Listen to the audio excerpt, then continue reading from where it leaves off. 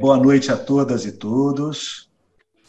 Estamos iniciando mais um webinar, hoje com a participação de dois colegas muito queridos, o professor José Francisco Chicon, professor da Universidade Federal do Espírito Santo, professor Chicon, que é do Departamento de Ginástica, professor do programa de pós-graduação em Educação Física, do Laboratório de Educação Física Assistida, lá da UFES, autor de alguns livros, um pesquisador em que temos a oportunidade de estar acompanhando o seu trabalho, também a nossa colega, professora Ingrid Ribeiro, professora do Instituto Federal Fluminense, minha colega de educação aqui, minha colega também de doutorado, lá na Cognição e Linguagem da UENF.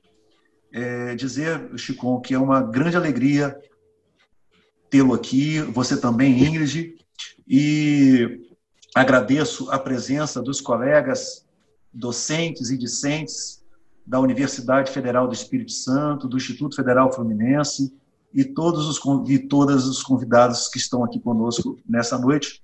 Uma saudação especial também para a professora Rayane, lá da Universidade Federal do Espírito Santo. Então, professor Chicon, mais uma vez agradeço o aceite do convite e fique à vontade. Boa noite, professor Emerson. Posso ir iniciando? Sim, pode, ficar à vontade, Chicon. Então, para iniciar, eu vou colocar primeiro aqui o material que eu vou utilizar do PowerPoint para mim continuar. Posso colocar agora? Fica à vontade.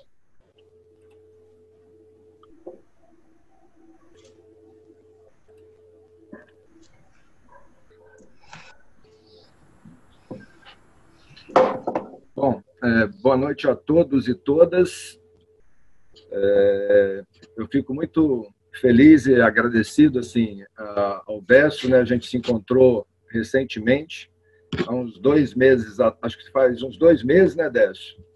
A gente se encontrou num projeto aí de produção, né, de alguns materiais referentes a esse tema, e agora, né, a gente está tendo a chance aí de ter esse espaço, né, para a gente poder conversar um pouco a respeito desse trabalho que a gente vem desenvolvendo no Laboratório de Educação Física Adaptada, numa equipe, né, com grandes colegas, num trabalho colaborativo, envolvendo aí um grupo bem grande de colegas, alunos do curso de Educação Física, os familiares das crianças com deficiência, autismo, e das crianças não deficientes, né, do CEMEI que a gente tem dentro da universidade. Então, já queria agradecer, né, a participação e envolvimento dessas pessoas nesse projeto. O tema que eu vou abordar, né, o processo de ensino e de aprendizagem em crianças com e sem deficiência na brinquedoteca, fruto de um trabalho coletivo, e nesse caso específico envolve, né, alguns colegas, né, a professora Ivone Martins de Oliveira, do Centro de Educação da UFES, Rayane Rodrigues de Freitas, né, nossa professora hoje no laboratório, junto com mais 2 outras professoras que nós temos de Educação Física, professora Maria das Graças Carvalho Silva de Sá, que coordena o Laboratório de Educação Física Adaptada comigo, a professora Gabriela de Vilhena Muraca, que é a professora desse projeto especificamente, né, que trabalha com as crianças. Então, já dando autoria também para elas a respeito desse trabalho que eu vou apresentar para vocês. Então, com isso, eu inicio essa proposta, né, que vai tentar tematizar, a gente vai tentar trabalhar e apresentar, com a ideia do processo de ensino de aprendizagem, a descrição de um relato de aula, do qual a gente vai fazer alguns apontamentos dessa ação que a gente realiza no trabalho em crianças, né, com e sem deficiência, na faixa etária aí de 3 a 6 anos. Né? No grupo específico do trabalho de hoje, são crianças de 5 anos que a gente vai estar atuando. E que a gente vai ver isso ao longo agora da exposição.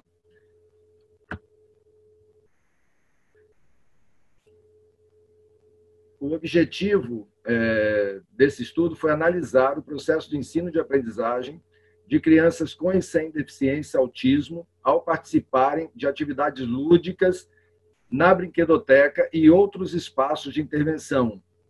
A brinquedoteca que a gente trata aqui é uma brinquedoteca universitária.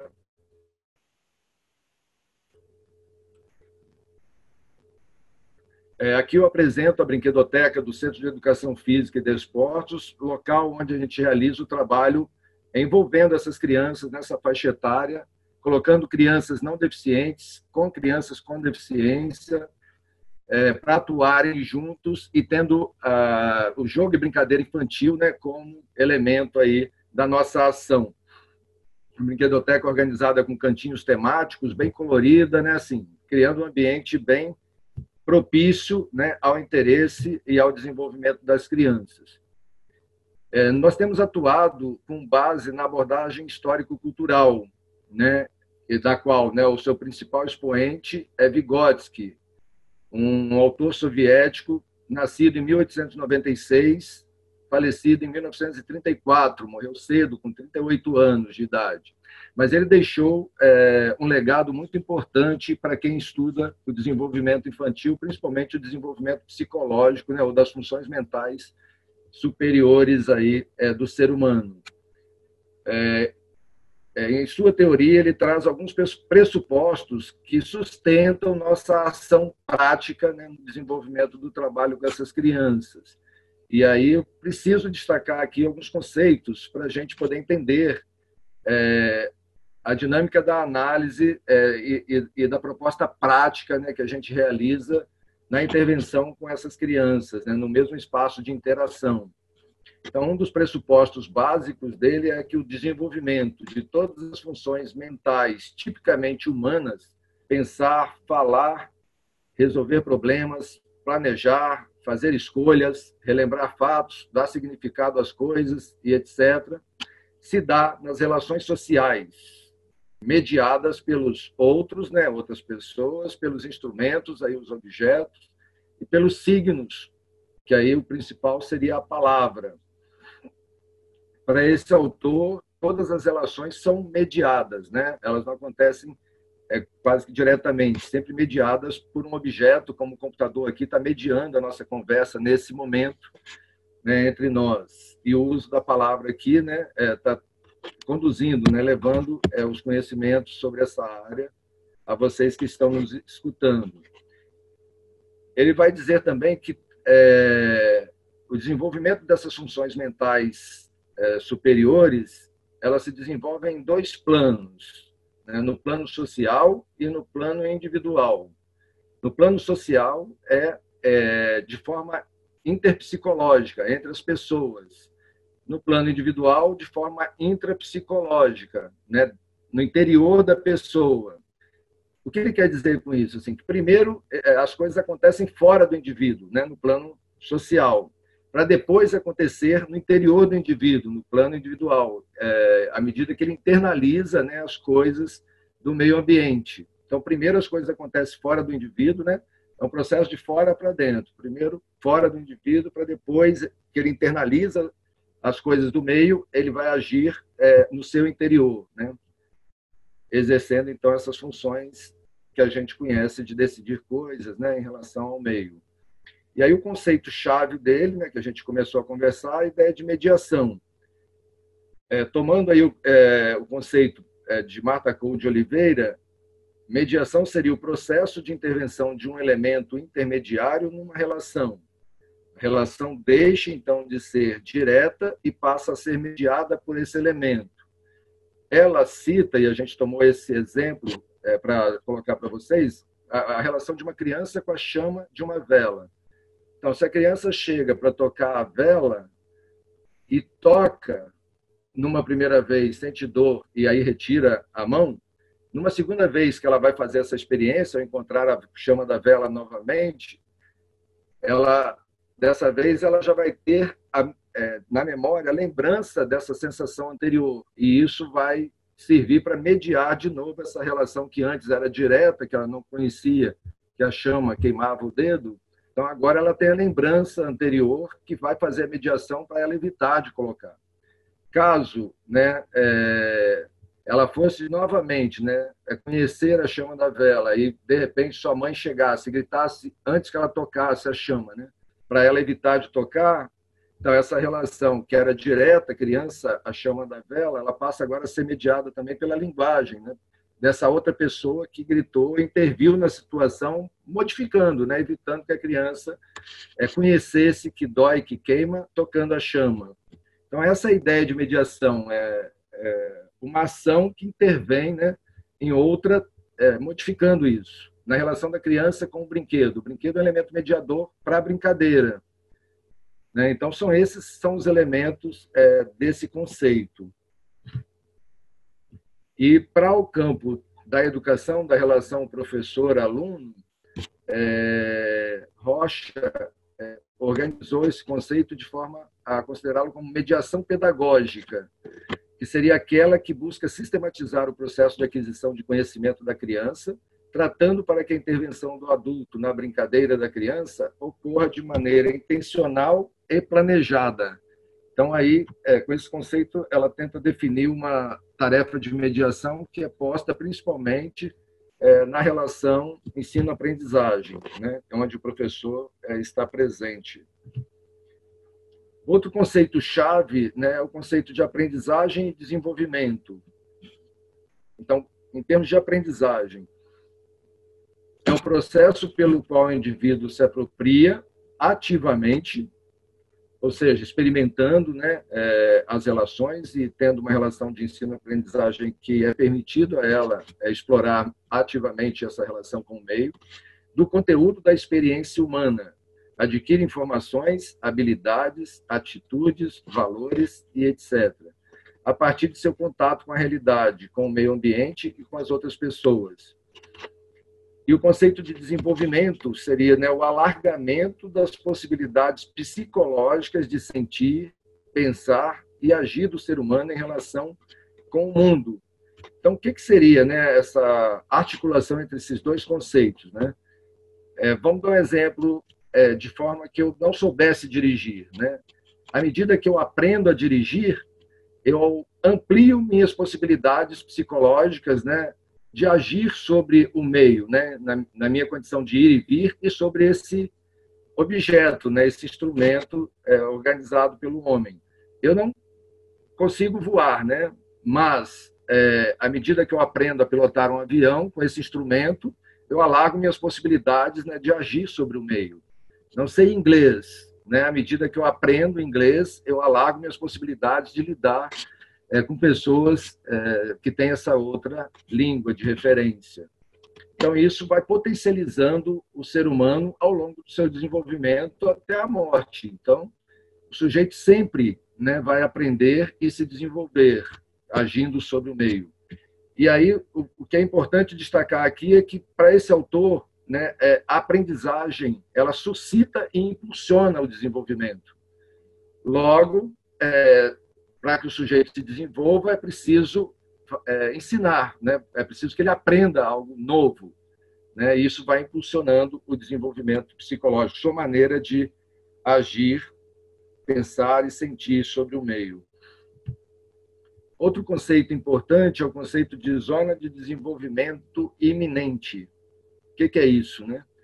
Conceitualmente, é a distância entre o nível de desenvolvimento real. O que é isso? Que se costuma determinar, né, através da solução independente de problemas, e o nível de desenvolvimento iminente, que é determinado através da solução de problemas sob a orientação de um adulto ou em colaboração com companheiros mais capazes. A zona de desenvolvimento iminente, ela refere-se, assim, ao caminho que o indivíduo vai percorrer para desenvolver funções que estão em processo de amadurecimento e que se tornarão funções consolidadas, estabelecidas no seu nível de desenvolvimento real. O desenvolvimento real, como a gente viu, é tudo aquilo que a criança já demonstra saber fazer, que não precisa de uma ajuda. A zona de desenvolvimento iminente é, pois, um domínio psicológico em constante transformação. Aquilo que uma criança é capaz de fazer com a ajuda de alguém hoje ela conseguirá fazer sozinha amanhã, à medida que aprende e domina, né, esse movimento. Hoje eu estava refletindo assim, no sentido de fazer um bolo, por exemplo, né? Então, à medida que a gente pega a receita e começa a fazer, no início a gente às vezes precisa da ajuda de alguém, de ver como vai bater o bolo, quanto tempo vai colocar, né, para assar. E à medida que a gente aprende, aí você consegue depois, independente de alguma ajuda, seguir a receita, né, e fazer o bolo e assim sucessivamente. Então, esses conceitos estão articulados, né? Aprendizagem e desenvolvimento. Essa é uma forma de você identificar determinadas tarefas que o indivíduo ainda não consegue sozinho, mas que com auxílio ele consegue. Então, à medida que a gente for trabalhando isso, a ideia é que ele consiga fazer isso depois, independente desse tipo de ajuda. A gente vai tirando a ajuda, né, ao longo do processo ensino-aprendizagem. Os sujeitos que a gente vai trabalhar tratam-se de uma criança com autismo, uma criança com síndrome de Down e as crianças, né, não deficientes da educação infantil.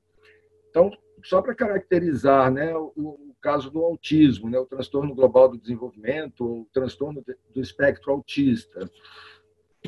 Então, essas crianças, como característica geral, né, são crianças com dificuldades que se delineiam, né, nos processos interativos, de relação com o outro, na comunicação, há restrição, às vezes, de interesses e de atividades, na compreensão de seus percursos de desenvolvimento e na organização de estratégias e recursos pedagógicos, né, que aí nos desafia, enquanto professores, a encontrar maneiras, né, de que eles também consigam acessar os bens simbólicos aí, culturais, né, produzidos pelo ser humano.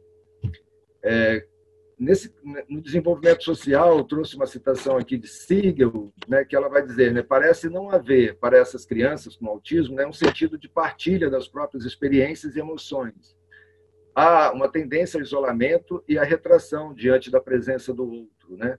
Mas, com esse tipo de proposta, a gente tem intensificado esse contato das crianças com a brincadeira, com outras crianças, e isso tem aparecido de uma forma muito potencializadora, digamos assim, das possibilidades de interação dessas crianças.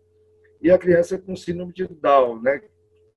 Em termos conceituais, é uma anomalia cromossômica do par 21, com características na criança de implicações no desenvolvimento intelectual, hipotonia muscular, atraso no desenvolvimento psicomotor e linguagem.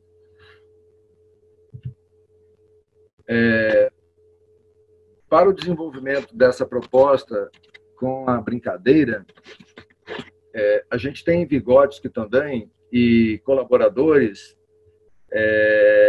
algumas afirmações que nos ajudam, né, a caminhar em uma dada direção.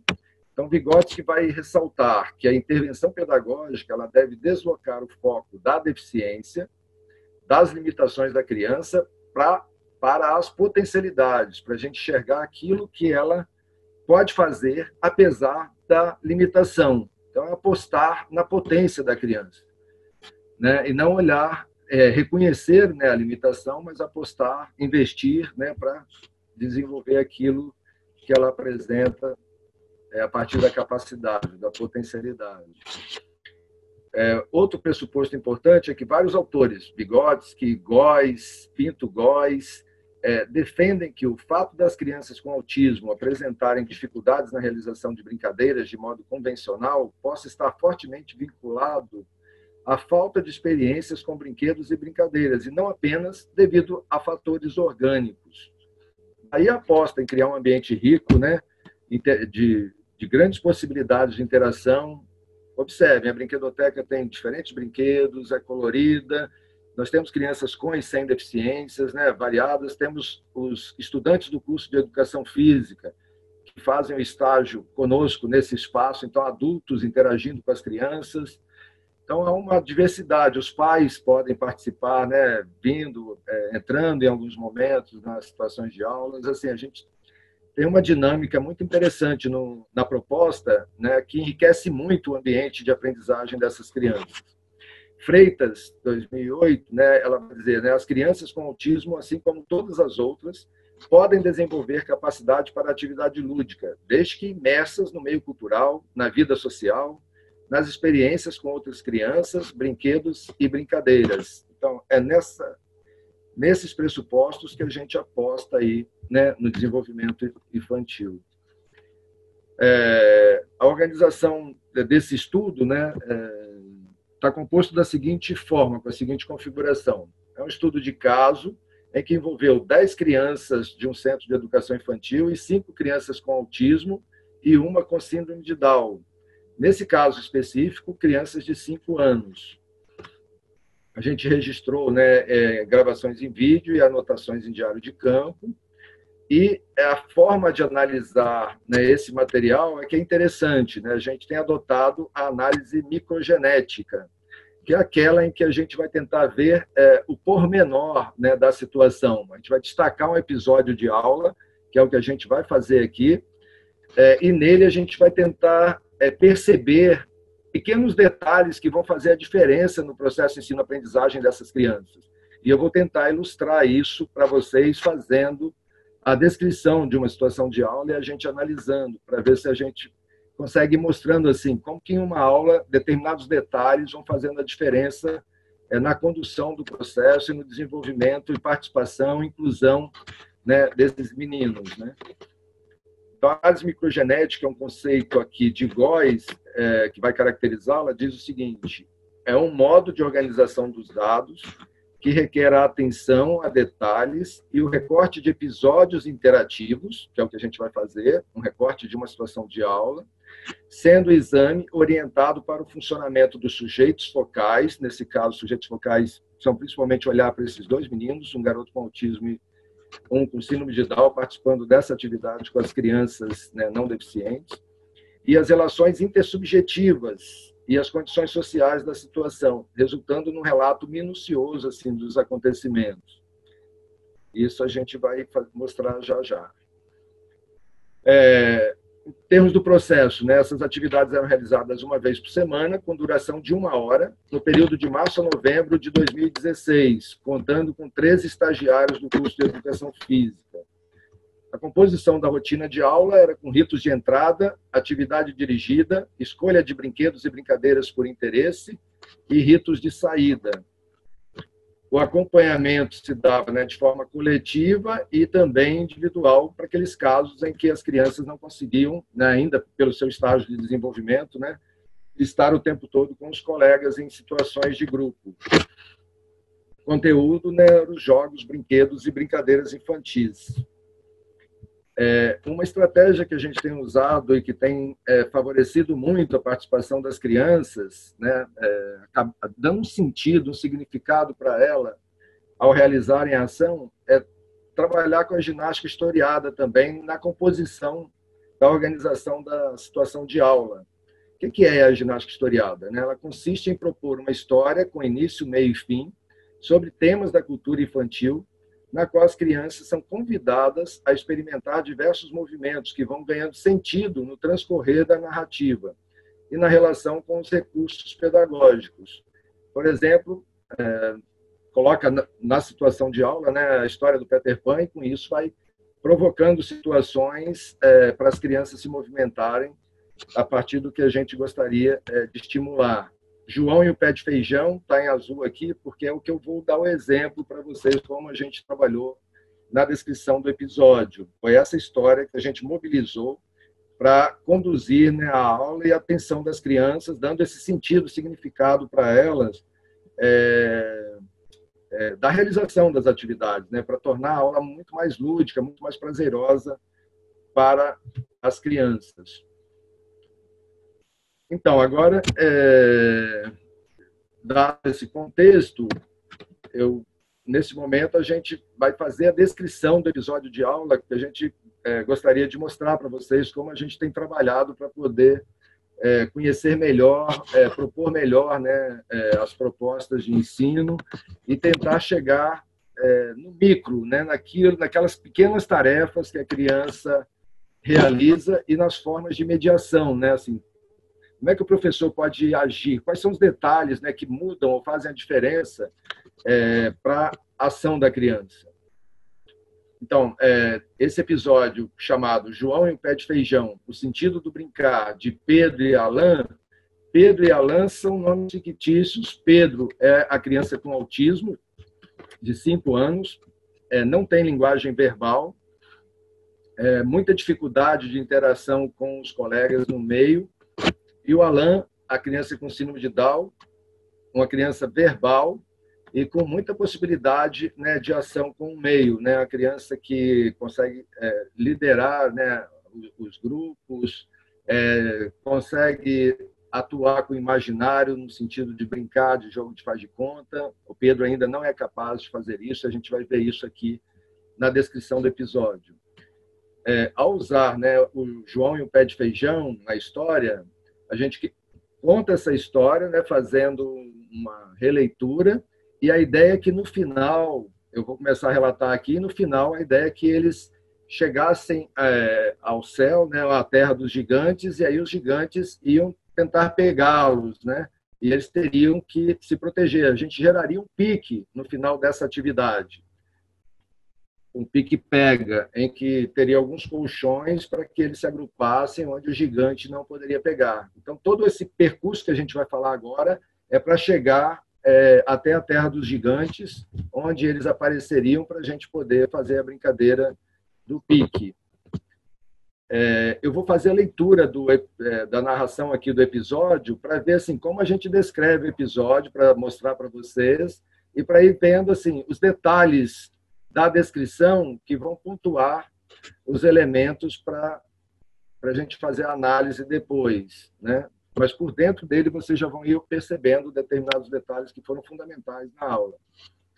Então, iniciando a narrativa do recorte, né, de uma situação de aula desse tipo, outras, né, é assim que a gente conduz, de certa forma, o nosso trabalho nesse espaço, né, no Laboratório de Educação Física Adaptada, no espaço da Brinquedoteca e outros espaços de intervenção, com essa lógica de intervenção. No espaço externo à Brinquedoteca, depois de ouvirem a história de João e o Pé de Feijão, ao chegarem do outro lado do rio, aí a gente colocou um slackline, e aí dissemos que tinha um rio e que eles deveriam atravessar e levando alguns bichinhos de pelúcia, como se eles estivessem protegendo esses bichinhos, né? Aí, ao atravessar, as crianças foram recompensadas pelo professor pela boa ação realizada, recebendo feijões mágicos, que, no contexto lúdico da aula, cresceriam até chegar ao céu, como na história, né, de João e o Pé de Feijão. De posse dos feijões mágicos, as crianças foram orientadas a sentar, agrupadas em um conjunto de 6 colchonetes.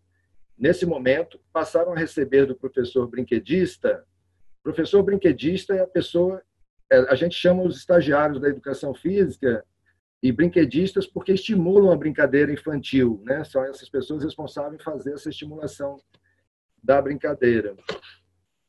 Então, passaram a receber do professor brinquedistas copos descartáveis que continham no fundo um pedaço de algodão, onde iriam plantar e regar suas sementes com um borrifador, imaginando que nasceriam e cresceriam a ponto de levá-los até o reino dos gigantes que viviam para além das nuvens. Assim, curiosas e interessadas, as crianças começaram a fazer uso do borrifador, molhando o caroço de feijão no copo. Pedro e Alan, lembrando, Pedro é criança com autista, Alan é criança com síndrome de Down, que se recusaram a realizar essa atividade inicialmente, brincavam com uma bola de pilates, acompanhados pelos estagiários. Depois, Pedro sentou-se em uma pedra e Alan começou a pegar pequenos galhos no chão. O professor orientador, observando a cena, resolveu intervir, fazer a mediação, né, tirá-los dessa situação, né, de fora do grupo e tentar colocá-los para participar do grupo. Então, aproximou-se de Pedro e, pegando suas mãos, levantou, conduzindo-o para o centro da atividade com os feijões. Posicionou, sentado com o grupo, colocou em suas mãos o copo e o feijão, estimulando-o a participar da tarefa. Em seguida, procurou Alan e, por meio de uma boa conversa, não foi pela ação física, né, pôde dialogar com ele, convencendo a participar da atividade. Com os 2 meninos, né, posicionados no grupo, o professor orientador conversou com as crianças da Criarte, né, chamando a atenção delas para acolherem os colegas que tinham acabado de chegar.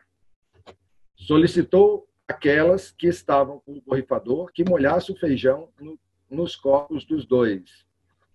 As crianças se revezavam nessa tarefa, enquanto o professor orientador reforçava a ideia de que essa ação resultaria no nascimento e crescimento do pé de feijão.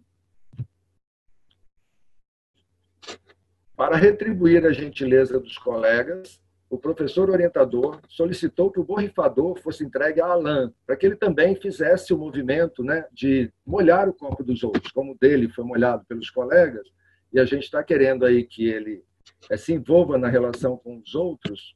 Então, a gente solicitou essa troca, né? Então, de forma que ele também usasse o objeto para molhar o feijão dos colegas. De posse do borrifador, Alain demonstrou dificuldade motora ao não conseguir coordenar o movimento de apertar o gatilho do borrifador, exigindo auxílio do professor orientador no sentido de ensinar-lhe como manusear o objeto. O gesto foi repetido com apoio, algumas vezes, até que ele foi capaz de apertar o gatilho com independência, sozinho, molhando o feijão dos colegas que traziam o copo para essa finalidade, num gesto de cooperação, compartilhamento da brincadeira. Alain demonstrava com um sorriso a alegria de molhar, sem ajuda, o feijão dos colegas e comemorava a cada copo que molhava. Agia com reciprocidade na brincadeira, mostrando compreender a dinâmica e a situação imaginária presente. Os colegas reagiam à situação mostrando contentamento e expectativa quanto ao crescimento do pé de feijão e a vinda do gigante, que seria o pique na sequência. Agora, no caso de Pedro, a criança com autismo, a situação foi bem diferente. Quando Alain, por solicitação do professor orientador, entregou o borrifador para que ele molhasse também o feijão do copo dos colegas, deparamos-nos com sua dificuldade em apertar o gatilho do objeto. Nesse momento, Pedro foi orientado sobre como fazer pelos colegas, mas sem sucesso. Faltava-lhe coordenação motora para apertar o gatilho e lançar água no copo dos colegas. Percebendo a circunstância, o professor orientador interveio, oferecendo a ajuda necessária para Pedro realizar a tarefa e compartilhar a brincadeira com os colegas. Em um gesto simples, apoiou sua mão sobre a mão de Pedro e juntos começaram a esguichar água no copo dos colegas, tornando a brincadeira vibrante novamente. Então, nesse momento, para que não houvesse ali a frustração de não conseguir, né, espirrar água, a ajuda dada foi, junto com a mão dele, né, apertar junto o objeto, e com isso ele conseguiu realizar a tarefa para esse momento. Então, nesse instante, era visível a alegria dele ao ver, né, a água sendo borrifada. Na sequência, o professor orientador deu o borrifador a outra criança e a Pedro um copo com feijão no fundo, explicando que eram feijões mágicos, que se fossem molhados iriam crescer. Pedro segurou o copo em suas mãos e parecia se manter indiferente à história e ao jogo imaginário. O colega, entusiasmado, borrifou água dentro do copo dele. De maneira natural, espontânea, né, ele levou o copo à boca, em uma atitude de tomar água, mas foi imediatamente contido pelo professor. Por mais que lhe fosse explicado que era uma brincadeira, que o feijão e a água não eram para serem engolidos, ele insistia em fazê-lo. Nesse momento, o estagiário disse às crianças que o feijão havia crescido e chegado até a terra dos gigantes, provocando uma brincadeira de pique-pega prevista para ocorrer na sequência. E aqui a gente encerra essa narrativa, e a gente agora vamos fazer, né, a análise desses momentos. Mas eu queria destacar do Pedro, né, essa condição dele em relação ao jogo imaginário que vocês acabaram de ouvir aqui. Bom, um episódio e a análise, né? Então, episódio João e o Pé de Feijão, o sentido do brincar de Pedro e Alain. Nós vamos olhar o episódio por 3 eixos de observação.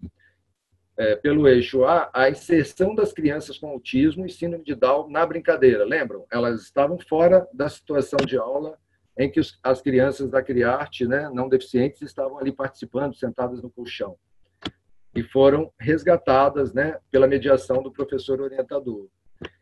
B, o domínio do próprio movimento, Isso vai ter a ver com o uso do material, né, do borrifador, né? Como é que um reagiu a esse objeto e o outro.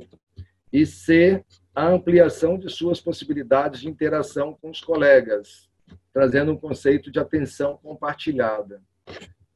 Então, vamos lá. Então, inserindo as duas crianças na atividade lúdica. Pedro exigiu ali do professor uma ação corporal, né?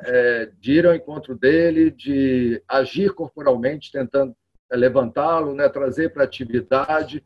Lógico que ele estava falando, assim, mas a criança não dialogava com ele, mas ela entende as coisas, né? E aí é uma ação muito mais corporal para poder mediar algumas situações com ela, por ser não verbal, né? Por ter dificuldade, né, em estar no grupo. E aí, por essa ação mais corporal, física, de pegar na mão, né, conduzir, levar para a atividade, a gente precisou um pouco agir assim com ele.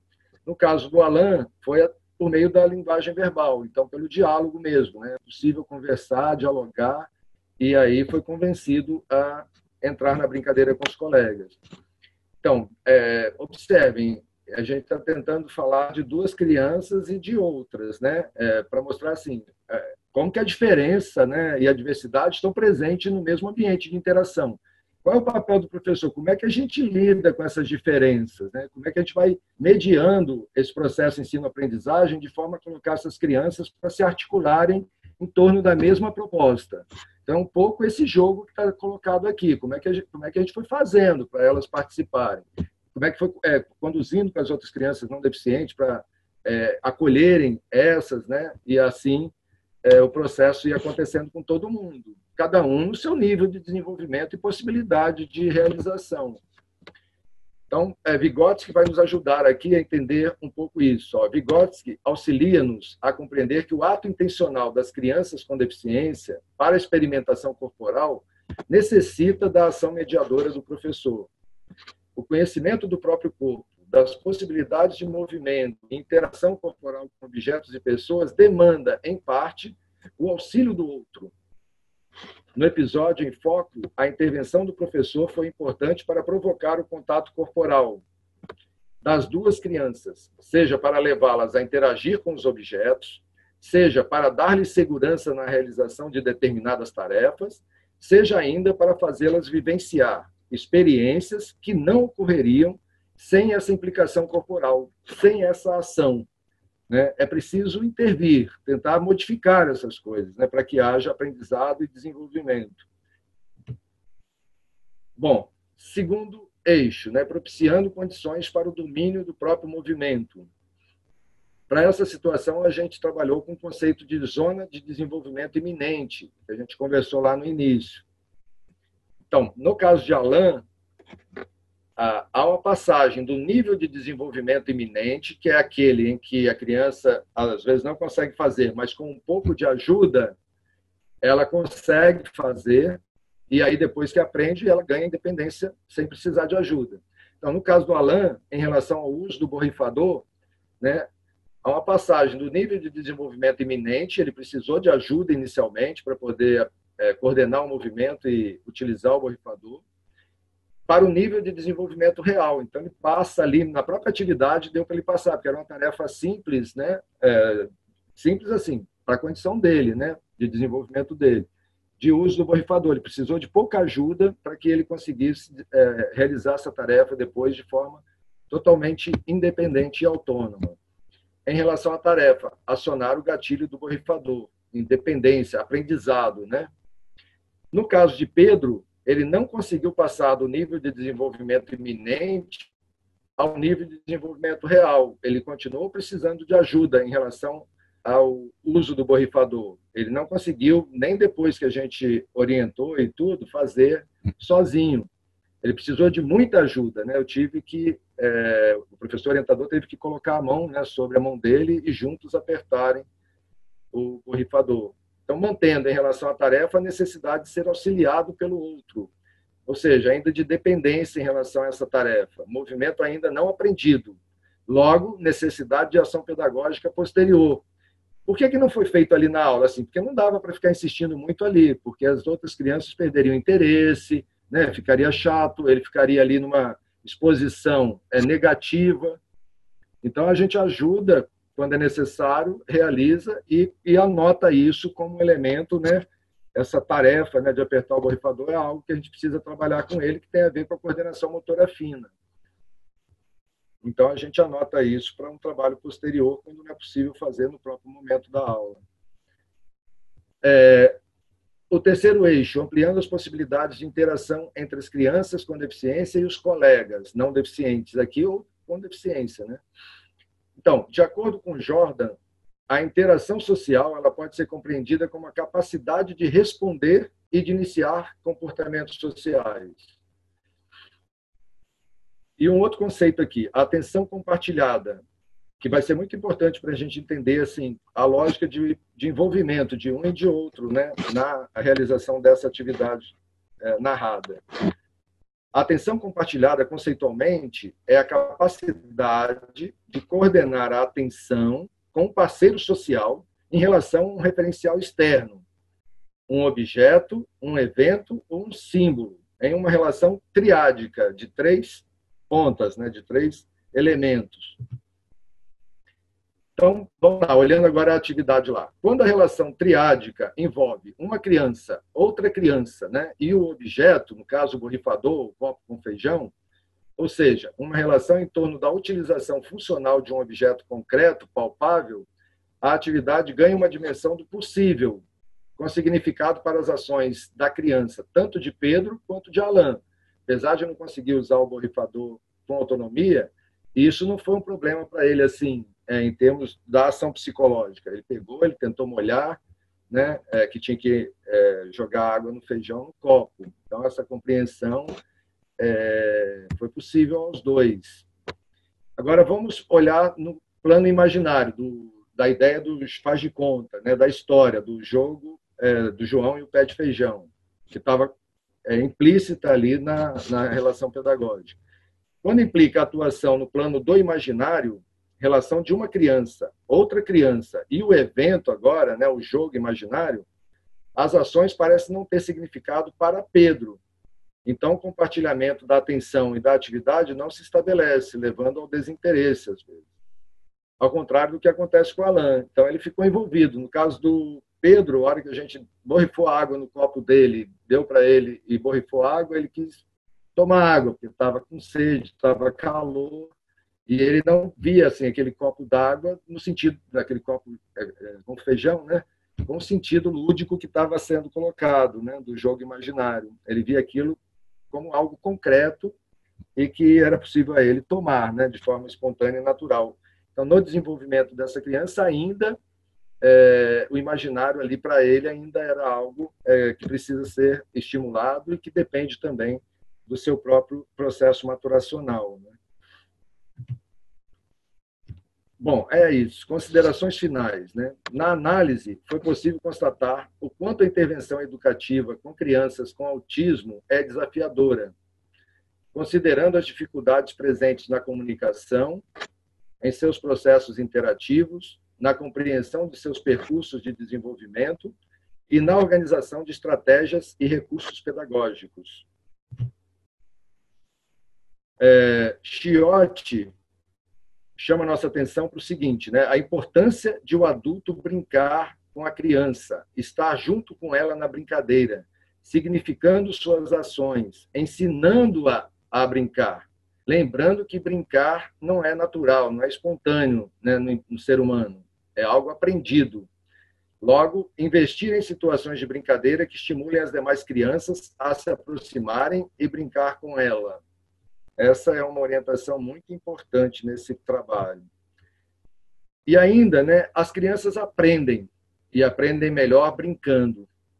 Parafraseando Toquinho, não é vergonha, não, você não ser o melhor da escola, campeão de skate, o bom de bola ou de natação.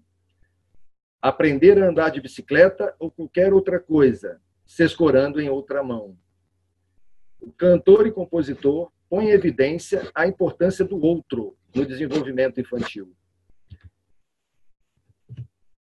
É isso que eu queria apresentar, assim, como é que a gente tem feito o trabalho a leitura, né,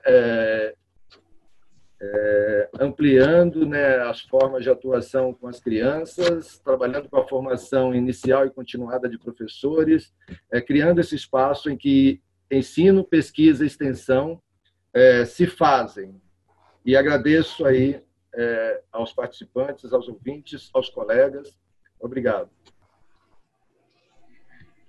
Nós que agradecemos, professor Chicom, pela sua fala, foi muito interessante. Fiquei muito feliz, né, de ter visto a forma que trabalhando também com a literatura infantil, que eu tenho realmente paixão. O meu mestrado, a dissertação foi dedicada a isso, a literatura infantil, e contemplando esse lúdico, acreditando que ele vai ajudar no desenvolvimento dessa criança. Então, muito pertinente. Obrigada por ter dividido conosco esse relato. Muito obrigada mesmo. Tá? Eu quero falar um pouquinho, né? Muito a partir da minha experiência como professora de educação básica. Eu dei aula durante 10 anos na educação básica, formada em pedagogia, então, eu atuava nos anos iniciais. Então, essa faixa etária que o professor Chico falou, né, 5 anos, 6 anos, especificamente era mais com 6 anos, nos projetos de biblioteca, com literatura infantil, dentro da biblioteca, eu trabalhava também com a educação infantil, né?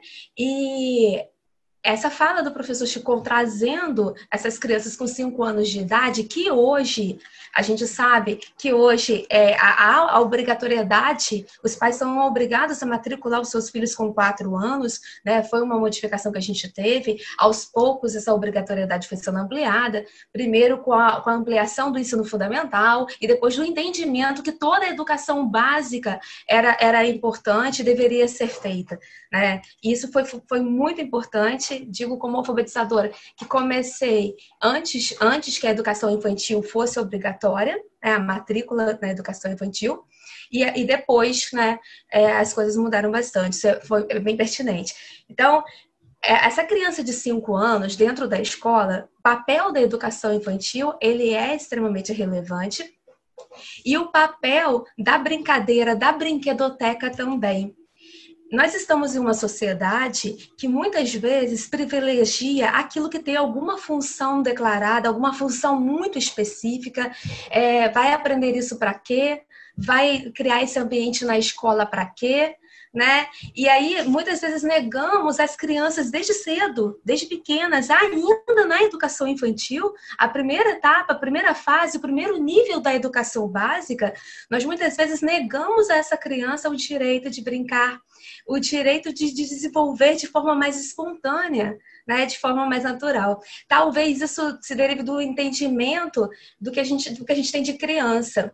Quando eu fui pesquisar especificamente sobre o conto de fada Chapeuzinho Vermelho, eu fui pesquisar sobre criança e sobre a formação da palavra infância. Então, esse prefixo, né? Esse prefixo in, ele pode conotar aquele que não fala, né? Que não tem fala, ou aquele que fala para dentro, que penetra na sua própria fala, né? Então, entendendo que a criança não tem fala, a gente fala por ela. A gente vem com uma educação, muitas vezes, que se pretende sim bancária, né? Parafraseando Paulo Freire, que a gente acredita que a criança é esvaziada e que nós temos que encher essa criança de conteúdo, de obrigações e de regras, e negamos muitas vezes a essas crianças o direito de brincar, o direito de vivenciar essa infância, que não é a fase que não tem fala, mas sim pode conotar para dentro. Ela olha para ela se desvela muitas vezes, né? Então eu prefiro entender a partir dessa leitura, porque durante o meu trabalho com criança, assim que eu entendi, agora enquanto mãe de uma criança de 4 anos, percebo da mesma forma. Então, eu fiquei muito contente com a fala do professor, muito contente mesmo, achei extremamente pertinente e aliando a brinquedoteca com a literatura infantil. Então, me senti muito contemplada de verdade. E dentro da escola básica, eu falo da realidade que eu vivenciei aqui em Campos e o que eu percebo e o que eu tenho ouvido das colegas é que o tempo destinado à brincadeira, o tempo destinado ao recreio, o tempo destinado às atividades mais lúdicas, ele parece estar sendo reduzido. Muito indo ao encontro desse entendimento que a gente tem, que tudo tem que ter uma função muito específica. Então, a gente coloca no inglês, a gente coloca na natação, a gente coloca não sei aonde, e há simuladinhos no ensino fundamental, já preparando para as provas, para os testes, para os exames, né? E essa criança, ela acaba não tendo tempo para se colocar, para interagir. O professor trouxe Vygotsky, e Vygotsky vai dizer exatamente que o ser humano, ele se forma, se constrói em contato com o outro, né, mediado principalmente pelos signos verbais, pela linguagem, né, que a gente sabe que, além da linguagem verbal, existem, né, outras linguagens, mas mediado principalmente por esses signos que são sociais. Por isso que o ser humano ele é histórico. Se ele é histórico e se constrói e se desenvolve nessa história, ele precisa ter oportunidade, ter liberdade para dialogar com os seus, para conversar, para se construir, para olhar para o outro e se entender melhor e se reconhecer ou não. Então, falta às vezes esse espaço. Lembro-me, né, na época da infância, que eu esperava, aguardava ansiosamente, e eu gostava de estudar, tá? Mas eu aguardava ansiosamente pelo recreio, que era um momento que eu tinha liberdade para falar com os meus colegas, sem que a professora dissesse, quieta, você fala muito, não é hora, né? Liberdade para falar sobre a matéria, liberdade para falar sobre outras coisas, liberdade para organizar as minhas ideias junto com eles, liberdade para cantar as cantigas, para brincar, para correr, para pular, né? Liberdade para isso tudo. Isso é muito importante. Isso é muito importante para que a criança se desenvolva, né? Enquanto adulto, né? Se torne um adulto de fato, não um adulto que funcione, sirva alguma coisa, que funcione para alguma coisa, mas um adulto que tem uma formação mais integral. E por isso ele talvez venha a ser um adulto mais bem resolvido, mais criativo, mais capaz, conhecedor, mais, né, mais consciente do que ele é de si mesmo. Então, eu fico muito triste quando eu vejo o tempo destinado ao lúdico, ao recreio, à brincadeira sendo diminuído, e as agendas das crianças às vezes dão desespero na gente, né? São realmente muito pesadas, e desde pequenininhas. Então, a gente tem que ter um equilíbrio. Parece romântico o que eu vou falar aqui, mas há uma música que vai falar, né, bola de meia, bola de gude, né? Quando o adulto balança, o menino dá a mão. Então, assim, ou seja, aquela criança ainda, aquele infante, aquele que fala consigo, aquele que se olha, aquele procura se entender, se conhecer, é que dá a mão para o adulto quando ele desequilibra. Então, é importante que a gente dê espaço para que essas crianças tenham essa oportunidade de brincar, essa oportunidade de criar, essa oportunidade de falar. E muito interessante, o professor traz a experiência com crianças, né? Com alunos que que têm necessidades, né, educacionais especiais, que têm deficiência, interagindo com os outros. Isso é muito sadio, porque nós somos plurais. Ele vai interagir com pessoas diferentes, e vai desenvolver mais, com certeza. Então, eu acho que falta muito esse entendimento. Em relação à brinquedoteca, as escolas, nem toda escola tem uma brinquedoteca, nem toda escola tem uma biblioteca, nem toda escola tem uma brinquedoteca. Muitas vezes as escolas têm aquelas salas, e tal, a sala de informática talvez haja. Acho que hoje em dia a gente tem mais sala de informática do que brinquedoteca, biblioteca. Mas assim, e quando tem, eu me lembro assim, você vai levar as crianças lá, cuidado para que elas não destruam as coisas. E vai fazer o quê, né? Ou então, ou você leva para a brinquedoteca com medo do que a criança vai fazer lá dentro, ou você leva para a brinquedoteca para ocupar um espaço vazio, mas assim, é muito controlado. Raramente a gente dá espaço para que a criança brinque naquele, né? Que ela experimente, que ela mexa, que ela tenha o direito de brincar, de fato. Sobre a mediação, é óbvio, enquanto professora, acredito no papel do professor enquanto mediador, né? É fundamental, mas acredito também, né, e vi nas publicações do professor, acredito também nesse outro, nesse colega, nesse menino mediando. Essa troca, ele interagindo com esse colega, né? Então, de uma forma muito natural, de uma forma muito espontânea. Então, eu de fato acredito que a gente pensa tanto na instrução, e a gente tem confundido muito educação com instrução, então a gente pensa tanto na instrução do indivíduo, eu quero o indivíduo instruído, capaz de ler, escrever, fazer cálculos, falar inglês, falar espanhol, mexer no computador, sabe? E são tantas as demandas, e a gente acaba deixando de lado o que é fundamental, né? A gente deixa de dar oportunidade ao indivíduo para que ele possa se desenvolver e consiga criar dentro dele um alicerce mais firme para, inclusive, aprender todas as outras coisas depois, né?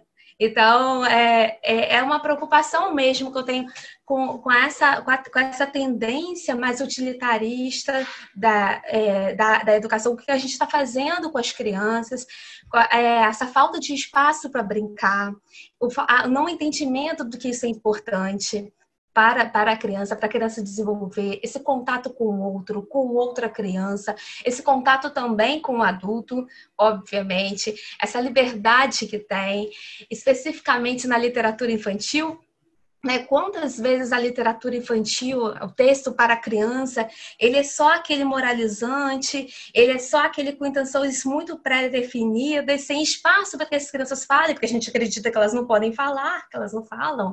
A gente acredita que a gente tem muito a dizer, mas ela não. Né? Então, a partir daí, a gente acha que a gente tem que pegar um livro e conduzir, né? Negando, subestimando a capacidade que ela tem de entrar nas lacunas. Porque o bom livro deixa espaço para a gente conversar com ele, né? Os bons autores, eles deixam espaço, você conversa com eles, né? Então, acho muito importante, acho urgente que a gente considere a capacidade que o ser humano, desde a infância, tem de aprender, de desenvolver, de interagir, não importa quais especificidades esse ser humano tem, até porque somos todos diferentes de fato, todos temos, pegando lá Drummond, né? Todos somos ímpares de fato, né? Então não é diferente, é assim. E então acho que é urgente a gente entender que essa criança, ela tem o que dizer, ela precisa dizer, ela precisa brincar, ela precisa construir esse imaginário. Ele é importante, a construção desse imaginário. Trouxe até o Imaginário do Poder, de Jacqueline Held, assim, Gramática da Fantasia, que é de Rodari, são textos que eu acredito que são muito importantes para a gente entender que a fantasia, que o imaginário, que o lúdico, que isso tudo é muito importante para o desenvolvimento dessa criança, de fato. Então, tentar instruir o tempo todo, tentar ser muito conteudista, a gente acha que a gente está ganhando tempo fazendo isso, mas a gente muitas vezes está perdendo tempo. Isso é importante, mas espaço, essa liberdade. Então, eu fico pensando assim, eu me lembro que eu descia com as crianças para brincar, porque eu ficava assim, gente, esse menino tem 6 anos. Ele está aqui, né? Ele entrou às 7h30. E vai ficar comigo, sabe? Não tem como. Ele vai ter que... Vamos brincar, vamos dar um espaço, vamos observar, vamos ver o que ele faz, né? Vamos deixar que ele interaja. Então, acho muito bom a gente olhar essa fala do professor neste momento, principalmente, que a gente tem uma tendência a sucatear, que a gente percebe que muitas vezes a gente está sucateando arte, sucateando liberdade de pensamento. Então, acho urgente que a gente entenda que de fato, esse lúdico, essa brincadeira é muito importante para o desenvolvimento, de verdade, tá bom? Estão dizendo aqui que o meu tempo acabou, então é isso. Depois a gente conversa, né? Acho que a gente vai ter um tempo para conversar, tá bom? Vou passar agora a palavra pro meu amigo Décio. Pois então, Ingrid e Chicon, a gente percebe que estamos vivendo um momento muito apropriado para pensarmos o brincar e pensar o lúdico. O Chicon, na sua fala, nos traz a brinquedoteca como uma oportunidade não só de espaço na escola, mas também um espaço na universidade. Um espaço para que nós, docentes, possamos repensar a relevância que o brincar, que o lúdico tem em nossa formação. Em relação a crianças com e sem deficiência, aprendendo juntos nesse espaço, faz com que a gente possa, numa simples estratégia, trabalhar e garantir o acesso, a participação e a aprendizagem. Aprender a ser e aprender a conviver, aprender a construir juntos, talvez seja um dos ganhos da brinquedoteca. E talvez para nós, formadores de formadores, é imprescindível que a gente possa defender esses espaços criativos de construção em nossas universidades. Eu sinto muita falta de espaços como esse em nosso Instituto Federal Fluminense.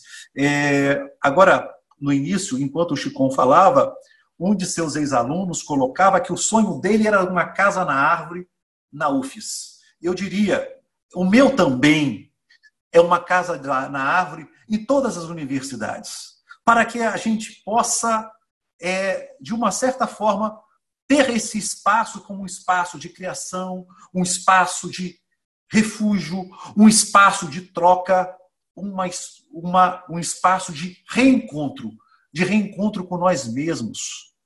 E esse tempo, este momento que estamos vivendo, esse tempo de isolamento social, o que temos feito com o tempo livre de nossas crianças? Quer dizer, a Ingrid falava da importância desse tempo livre na escola, a importância desse tempo livre na universidade. O que nós estamos transformando a casa e os quartos de nossas crianças e de nossos adolescentes.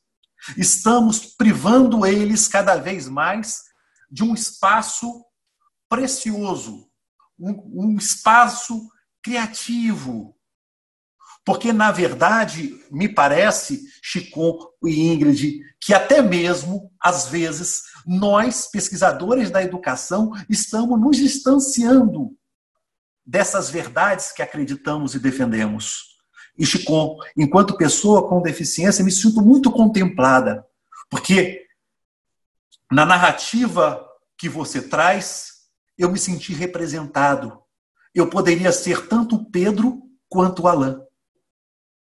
E é importante também que na metáfora do atravessar a ponte, do atravessar o rio, de auxiliar os bichinhos, cada criança trazer um bichinho, eu também me vi representado com aquele bichinho que estava sendo esquecido, com aquele bichinho que estava sendo deixado para trás. Na sua fala, eu senti a oportunidade da gente ter um novo normal, Mas um novo normal não pós-pandemia, mas um novo normal pós uma reinvenção de nós mesmos, em que a gente não admita deixar ninguém para trás, que a gente se comprometa com a aprendizagem e com a participação de todas e todos, que a nossa preocupação numa brinquedoteca, ou num quintal, ou num jardim, com crianças com e sem deficiência, não deve ser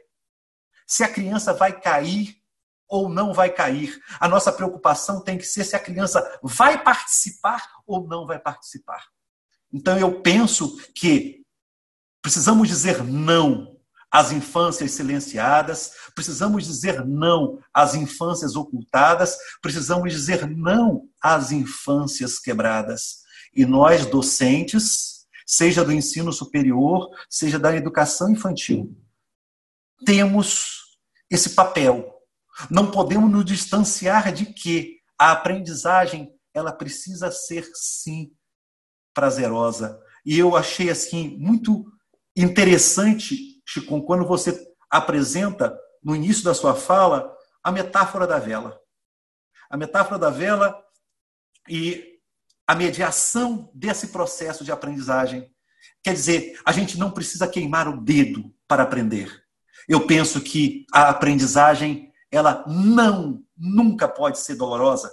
E a gente está aí com um novo ministro e, infelizmente, na narrativa desse ministro, é bem verdade que vídeo de alguns anos atrás, mas a dor não tem nada a ver com a pessoa humana e muito menos com a infância e muito menos com a aprendizagem. Então, que digamos sim, por mais brinquedotecas, por mais tempos livres e por mais espaços de brincar, que nossas crianças possam conhecer, descobrir e redescobrir os seus corpos, suas infâncias e o brincar. Muito obrigado, Chicon, muito obrigado, Ingrid, por essa oportunidade de estarmos aqui partilhando deste momento. E antes de abrir para o encaminhamento de perguntas, e já temos algumas, pelo menos agora há pouco eu vi a Érica encaminhar uma pergunta que acredito seja direcionada ao professor Chicon, mas eu gostaria de agradecer aqui a presença de duas pessoas muito queridas, dentre todas as outras que eu já citei aqui. A presença da professora Edalma, nossa colega do Instituto Federal Fluminense, e a presença da nossa querida amiga, professora Ivone, lá da Universidade Federal do Espírito Santo, professora Ivone Martins, muito honrado com a sua presença, e vou dizer, os seus trabalhos têm norteado nossas pesquisas e nossos estudos aqui no Instituto Federal Fluminense. Uma alegria tê-la conosco. Então, Ingrid, você poderia nos ajudar aí nessa condução, aí, nessa mediação de um encaminhamento das palavras para Chicon? Chicon, também você fique à vontade para trazer mais alguma consideração, mais alguns apontamentos.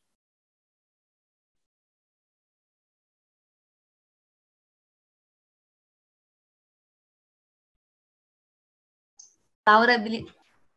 Ai, Ana Laura... Oi, agora estou ouvindo.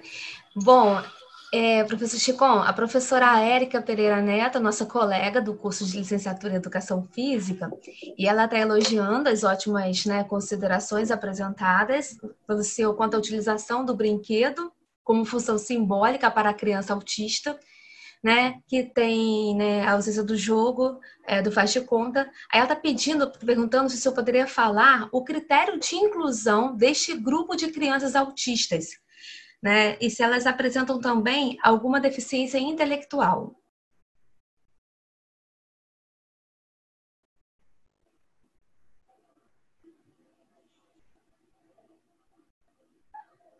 Ana, pode abrir o microfone do professor? Abrir? Isso, agora está com o áudio, professor. Érica que perguntou, né? Antes de tudo, assim, queria agradecer os que nos ouviram, né, a todos nós, e a professora Ivone, né, que é minha parceira de pesquisa nesse trabalho, né, Décio falou o nome dela aí, eu e ela e outros colegas que temos desenvolvido nessas propostas. E na fala da Érica, colocar que as crianças com autismo, assim, o critério para que elas participem, né? Na verdade, a Brinquedoteca, ela é um projeto Brinquedoteca Aprender Brincando.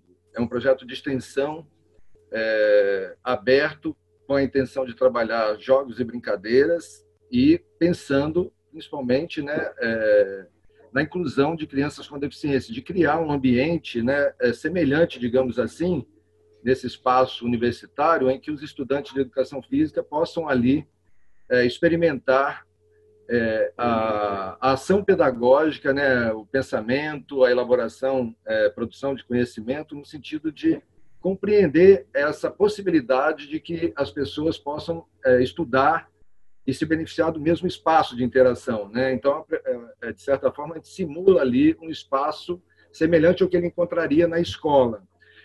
Apesar de ser um espaço de brinquedoteca, apesar da gente atuar em espaços outros que não são a brinquedoteca, aquele espaço que eu mostrei, porque todo espaço em que a brinquedoteca pode se estender a outros espaços, desde que a gente ali transforme as relações de uma forma lúdica, com liberdade das crianças se expressarem, né, se posicionarem. E criado esse espaço, principalmente para que os estudantes tivessem também essa chance, por outro lado, como extensão, a possibilidade de que os pais tivessem, né, a possibilidade de serem atendidos e esse conhecimento pudesse chegar à comunidade. Então, daí a proposta, né, de um projeto de ensino, pesquisa e extensão em que abre esse espaço para essas possibilidades. A entrada de crianças com deficiência, ela é limitada no número de 20 crianças, e aí as crianças que nos procuram. Nesse momento, a gente já teve crianças com deficiência intelectual, como o síndrome de Down, já tivemos deficiência física, baixa visão, mas de uns 3 anos para cá, quem tem nos procurado predominantemente são crianças, pais, familiares de crianças com autismo. Atualmente, a gente tem 26 no projeto, uma com síndrome de Down, 25 com autismo, de diferentes faixas etárias de 3 a 6 anos. Então, virou, assim, de certa forma, até o momento, virou uma referência às famílias de crianças autistas, né, nos procurarem. E aí não tem critério de inclusão, se é autista, se é deficiente visual, é a demanda, as famílias que nos procuram, à medida que há vaga, essas pessoas são inseridas no processo dentro dessa faixa etária. As crianças não deficientes são as crianças do Centro de Educação Infantil que a gente tem na UFES. E aí a gente traz a turma de 4 anos e de 5 anos para essas atividades. Por que a gente faz isso? Para colocar esse ambiente assim, muito mais rico no sentido dessa possibilidade da interação. Cria um ambiente mais falante, com possibilidades de criação, né, mais variadas, e aí as crianças não deficientes também precisam lidar, né, aprender a lidar com a diferença, porque eles vão encontrar colegas assim na escola.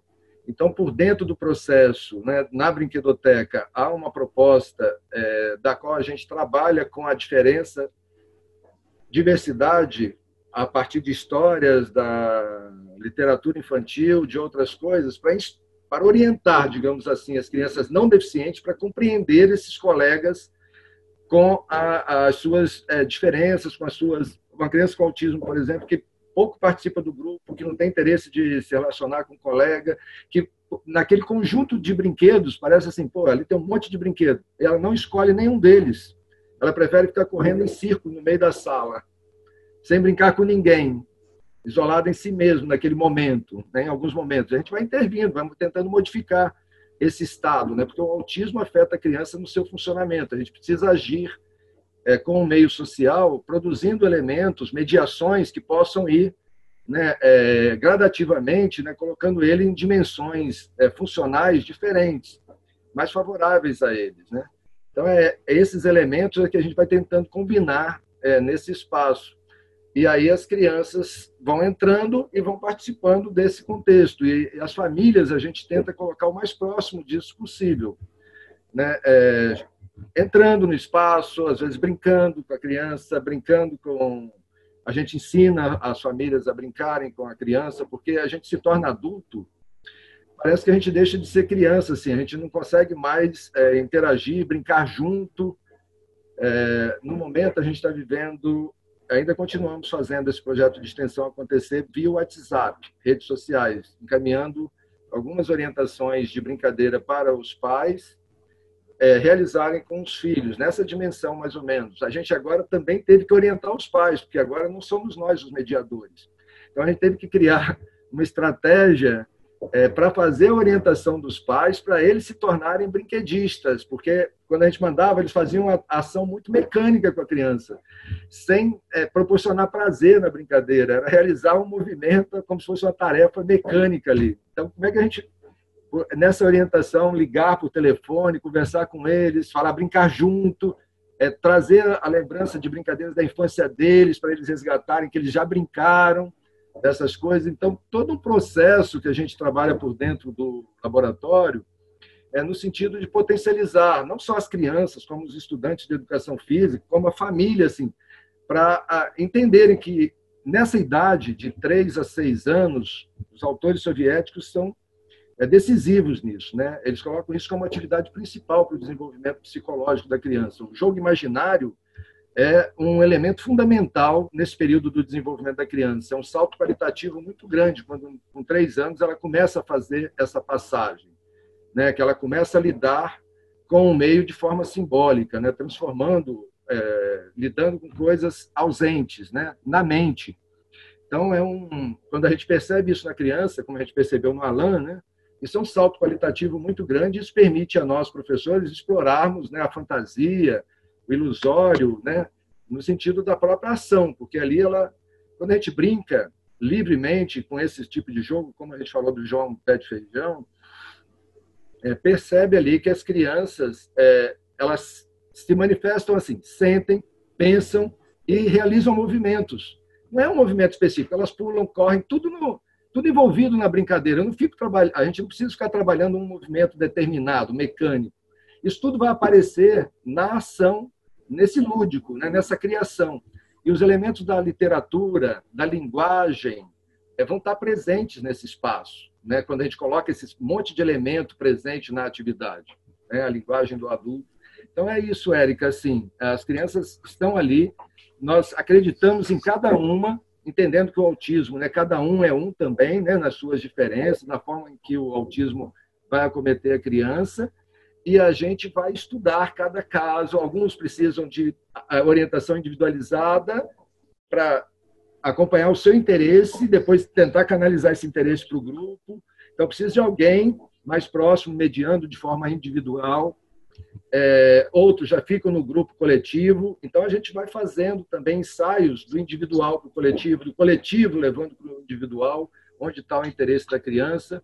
Então, tem um movimento muito bacana desse grupo, desse coletivo, né, que atua para favorecer aquilo que a gente chama de a criança aprender e, ao aprender, se desenvolver, lidando com esse processo. É isso. Perfeito, Chicon. Chicon, 2 questões aqui, além das felicitações da Júlia, nossa coordenadora, a professora Anete, nossa colega bastante atuante lá no campus Guarulhos e também aqui no campus Centro, a professora Ivone também felicitando.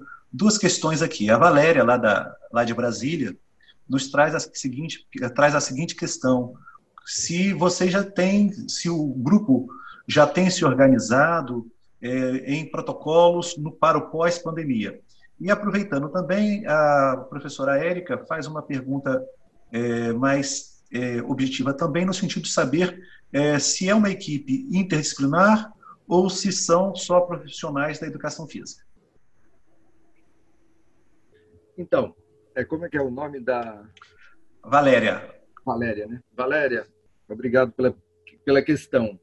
Em termos da situação da pandemia, o pós-pandemia, nesse momento, a gente entende assim, que para as nossas crianças, o tipo de criança e jovens e adultos, que nós também atendemos jovens e adultos com deficiência intelectual, e autismo, e atendemos pessoas mais adultos e idosos, na verdade, com baixa visão e cegueira. A gente tem 2 grupos, a gente tem um projeto, na verdade, são 3 projetos de extensão articulados que a gente tem. Esse da Brinquedoteca, mais diretamente coordenado por mim. Tem um projeto Educação Física, Prática Pedagógica de Educação Física adaptada para pessoas com deficiência, que é esse que atende jovens e adultos com deficiência intelectual e autismo e baixa visão e cegueira, que é coordenado pela professora Graça. E tem o projeto que a gente chama de Cuidadores que Dançam, que foi criado justamente para ocupar esse tempo para o pai cuidar de si, pensar em si, nesse tempo em que o filho fica no atendimento. Né? Seja o jovem adulto com deficiência intelectual, né? O cego, que às vezes vem os responsáveis, né? Que colaboram com eles. Aí tem um outro espaço em que eles vão trabalhar, e a ferramenta é a dança, a yoga, né? Para trabalhar o cuidado de si. E aí a gente, ao mesmo tempo, tudo isso acontece ao mesmo tempo na segunda e quinta-feira, de 2 às 4. Então, é um projeto assim, bem articulado para a gente acolher as pessoas com deficiência, né? E acolher os alunos e acolher aqueles que querem participar. E em relação a essa condição da pandemia, a gente entende, para esse grupo de risco, vamos pensar, brinquedoteca, manipular brinquedos, botar brinquedo na boca, né? Crianças. Os jovens e adultos, né, com deficiência intelectual, autismo, estão mais propensos, assim, né, os elementos de defesa, né, às vezes, no corpo, colocam eles em situação de risco. Então, diante das circunstâncias, nós assim, já pensamos sobre isso só quando houver, né, uma vacina, alguma coisa que, de fato, né, garanta as condições presenciais deles com segurança, é que a gente voltaria, a não ser que a gente consiga encontrar, né, pensar em outras maneiras ao longo do processo. Mas, nesse momento, nosso pensamento em relação a esse grupo, né, é ainda de cautela, né? Não é de colocar presencialmente, porque os riscos de contaminação e da vida deles é muito grande, né? E a gente não vai fazer isso. E, na sequência, ela perguntou, foi da pandemia e... Valéria, você perguntou da pandemia, pós-pandemia. E a professora Érica pergunta se a equipe é interdisciplinar ou é só formada por profissionais da educação física. Tá. Ainda sobre a pandemia, de qualquer jeito, nós estamos trabalhando para o retorno dos estudantes, de modo geral, trabalhando com protocolos de biossegurança e planos de contingência. Então, esses planos servem para a gente estudar possibilidades também para essas crianças, mas quando a gente olha a situação delas em relação ao risco, a gente não entende nesse momento a possibilidade de retorno, a não ser que haja, né? O que eu falei com vocês. No espaço da Brinquedoteca, a ideia é que a gente trabalhe com qualquer pessoa, profissional, estudante, né, de diferentes áreas que queiram e tenham disponibilidade em participar. Então, já tivemos pessoas da terapia ocupacional, da psicologia, de artes, da pedagogia. Então, é um espaço aberto às possibilidades assim, de quem tem interesse, né? A gente trabalha muito com... Assim, tem os bolsistas e a maioria, a gente precisa, sabe de quantas pessoas para atuar com o espaço da Brinquedoteca? Eu trabalho com a Brinquedoteca e a ginástica infantil. Então, eu vou para a sala de ginástica com a turma de 4 anos e fico, por exemplo, na Brinquedoteca com a turma de 5 anos. Eu preciso de mais ou menos 30 alunos do curso de Educação Física para mediar a relação, porque eu tenho 26 alunos com autismo. Muitos deles demandam uma ação individual, assim, de acompanhamento individual, para nas necessidades, para estar estimulando de forma mais individualizada, para levá-los da situação individual para o grupo, né? Às vezes a gente leva o grupo até eles, então a gente vai circulando as pessoas. Nos jovens e adultos e com baixa visão, também a gente precisa de um número muito grande. Porque imagina, o cego, nas situações de atividade física, a gente precisa de alguém mais próximo, orientando. Então, a gente coloca uma faixa de 50 estudantes de educação física aprendendo, lidando ali, presencialmente, né? Porque senão a gente imagina, assim, as pessoas que estudam a deficiência, sem ter contato com as pessoas com deficiência, não consegue compreender, né, essa condição, né? Pensam no autista, às vezes, pela deficiência, pela limitação, pelo que ele não pode. Mas, quando está presente, percebe as possibilidades, o potencial, a criança que está ali, independente do autismo.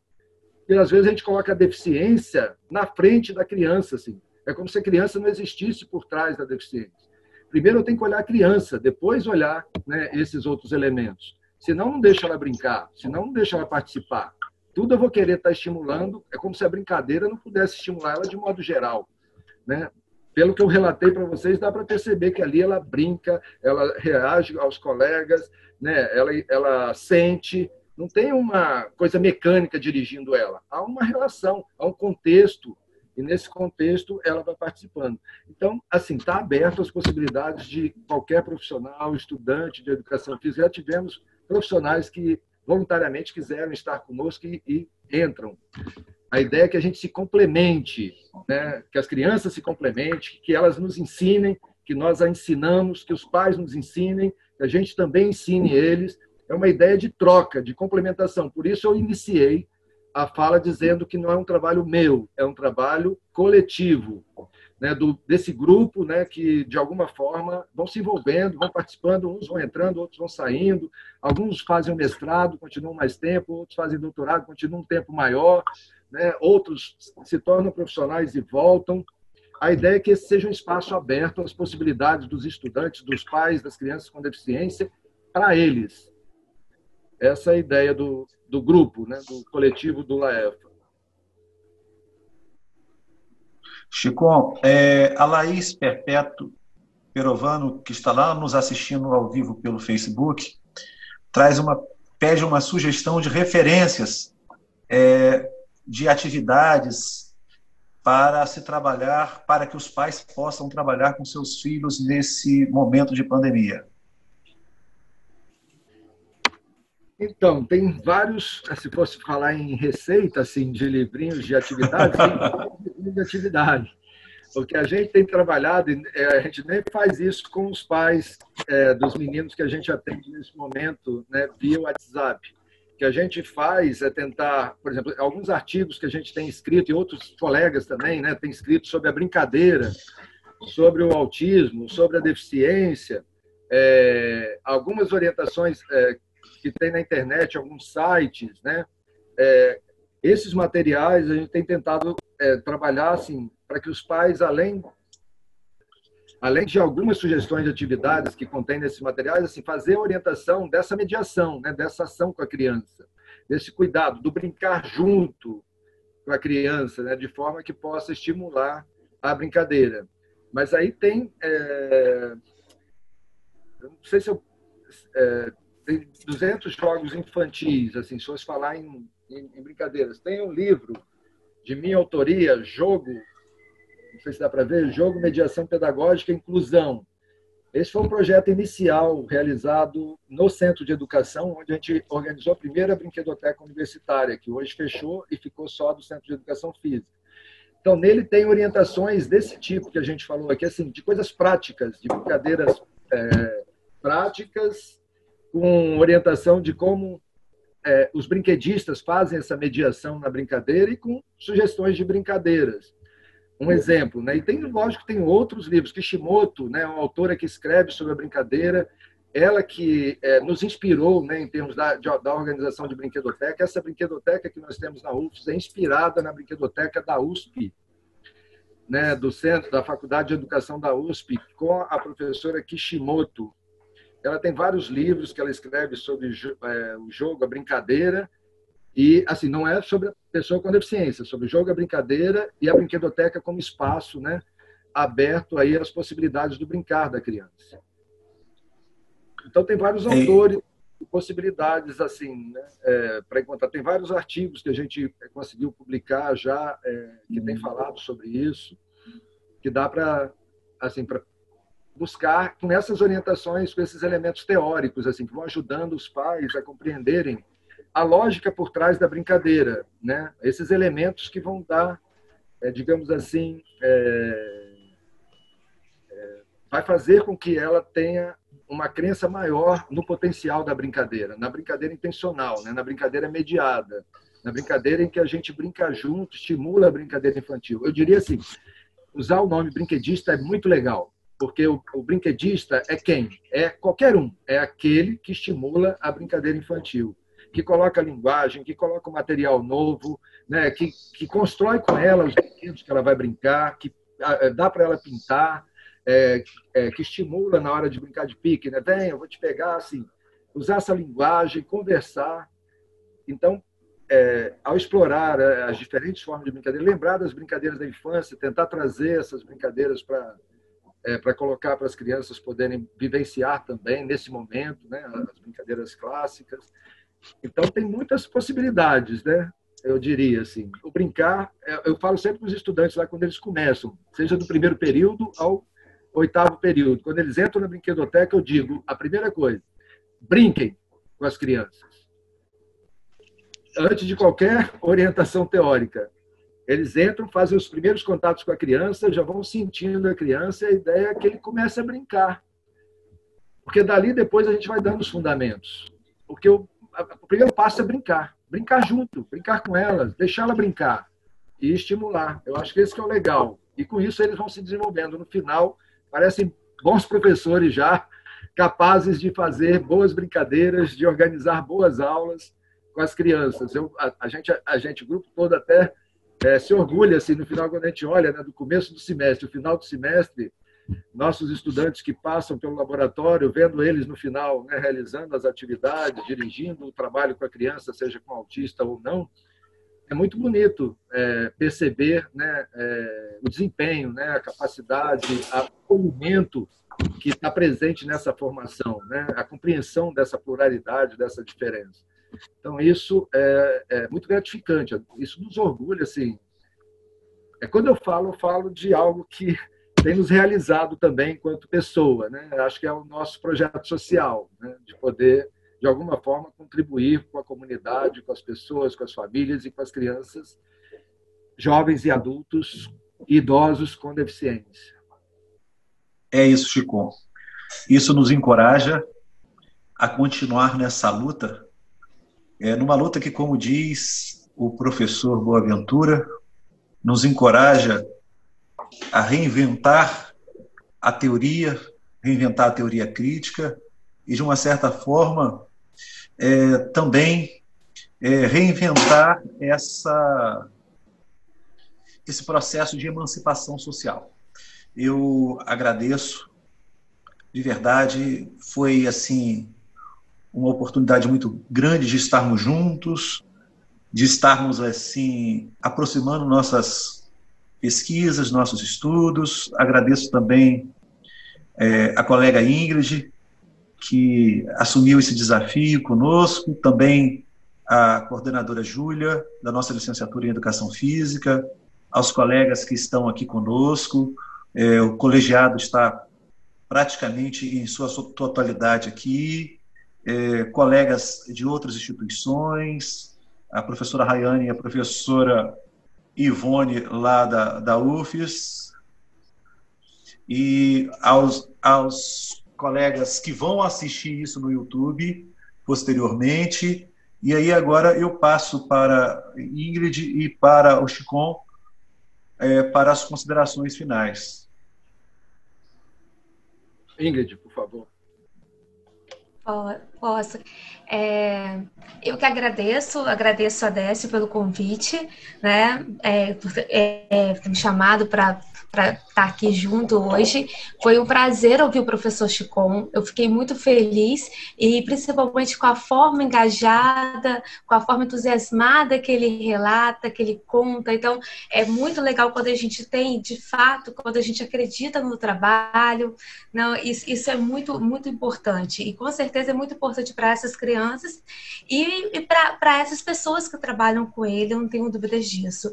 E agradeço também por deixar claro, né, para a gente poder conversar sobre um tema tão pertinente e ratificando que toda a pessoa, todo ser humano é capaz de aprender, todo ser humano se desenvolve, né? Então, olhar para o ser humano olhar para a pessoa como uma pessoa que cresce, que desenvolve, que aprende, né? Então, a sua fala, professor, quando toca na questão de não olhar a partir da deficiência, né? Mas olhar como um ser humano de fato. E como todo ser humano, né, eu tenho as minhas inúmeras limitações. Então, isso é tão natural e quero ser olhada, ser vista como alguém que pode se desenvolver e pode aprender e quero olhar o outro dessa mesma forma. Isso é fundamental para qualquer pessoa que queira trabalhar com educação, para qualquer ser humano, né? Então, isso é muito importante para os pais, para os familiares, né? E é extremamente pertinente valorizar a brincadeira, valorizar o lúdico, valorizar isso tudo. Eu gostei muito nesse brinquedista, agora eu sei que eu sou uma brinquedista, e principalmente valorizar as pessoas, né? E o potencial que as pessoas têm, que todas as pessoas têm, tá? Muito obrigada. Então, também queria agradecer a Ingrid, né, pela oportunidade, ao Décio, né, a Ana Laura, que está escondida aí por trás, né, dos bastidores. Agradecer principalmente aos familiares, né, que têm atuado conosco no Laboratório de Educação Física, né, por serem esses guerreiros, assim, no sentido de acolher as crianças, né, de se predisporem a fazer o melhor, né, por elas, esse esforço que a gente que acompanha sabe, né, que é uma tarefa que precisa de complemento, né, precisa de outras pessoas. Que o cuidador também precisa de apoio, né? Não é só a criança com deficiência, os pais, os familiares precisam ser apoiados. Então, queria agradecer muito a todos, né, que de alguma forma acreditam no nosso trabalho, né, e se colocam, né, à disposição para levarem seus filhos, acreditam, né, no que a gente oferece para eles. Agradecer aos estudantes, professores, né, de educação física e de outras áreas afins, que de alguma forma, né, tem contribuído, para que a gente, desde 2000, esse projeto existe na universidade desde 1993, com o professor Sidney Rosadas. Em 2009, eu assumi a coordenação junto com a professora Graça, né, e a gente tem conseguido manter, a duras penas, né, vocês que são professores sabem disso, né, manter um projeto articulado, né, com essa energia, eu diria assim, com muita gente envolvida, muitas pessoas boas, outros professores como a Ivone, Sônia, Vitor, assim, muita gente. Não é um trabalho individual, isso é um trabalho coletivo, e isso que eu queria deixar reconhecido aqui, e agradecer a todos esses que de alguma forma alimentaram esse espaço, né, e fortaleceram de forma que a gente possa continuar, né, e manter esse trabalho vivo, que tanto nos dignifica, né, e acolhe a vida humana. Eu acho que esse é o grande forte. Quando eu conheci o Décio e ele me falou que era cego, falei, parece que a gente vai encontrando pessoas, né, que a gente tem ligação por outros caminhos, né. Então é isso. Queria agradecer muito e a oportunidade desse espaço, né, para dialogar com vocês.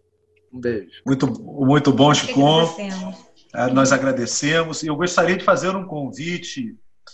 Na próxima segunda-feira, nós teremos uma webinar com o tema Design Inclusivo e Cultura Maker na escola, na educação básica. Teremos a participação de 2 colegas, um colega da Universidade Federal do Maranhão e um colega da Unisantos. Dizer também que a professora Emilene, que esteve aqui semana passada conosco, é fruto da UFES, também é educadora física e que foi orientada pela professora Ivone. Então, olha, agradeço, Chicon, agradeço, Ingrid, agradeço a todos vocês que estiveram conosco e sigam o canal Professor Décio Guimarães lá no YouTube, que esses vídeos depois são editados e vão para lá. E fiquem de olho também no Instagram, Décio_Guimarães, que estaremos sempre divulgando lá novos eventos. Chicon, até breve. Ingrid, até breve. Boa noite a todas e todos. Obrigado, Ana Laura, por mais uma parceria. Até breve. Até breve, boa noite.